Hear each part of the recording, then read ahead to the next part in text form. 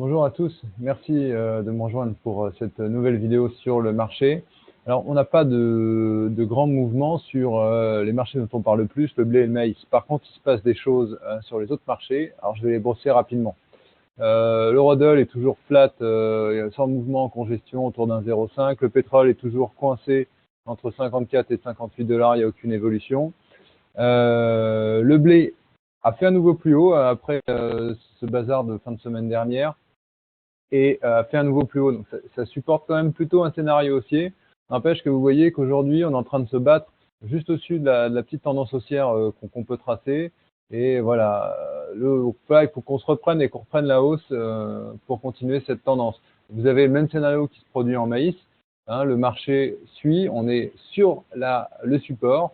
Euh, Maintenant, il faudrait confirmer le retour à la hausse et pas traverser ce support. Voilà. Ce qui nous intéresse beaucoup aujourd'hui, ça va être le soja, parce que le soja a cassé le support des 329 hier soir, et on est en train de s'enfoncer et d'aller vers un scénario baissier. Vous voyez comme quoi, en analyse graphique, quand on fait un plus haut, une pointe, et qu'on n'arrive pas à passer la précédente, c'est quand même des gros signaux de changement de tendance.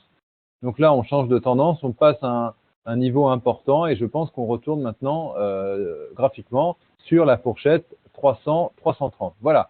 Je finis avec le colza. Colza qui revient sur son support long terme, hein, vous voyez qui est ici, hein, le support, la tendance lancée au mois d'août.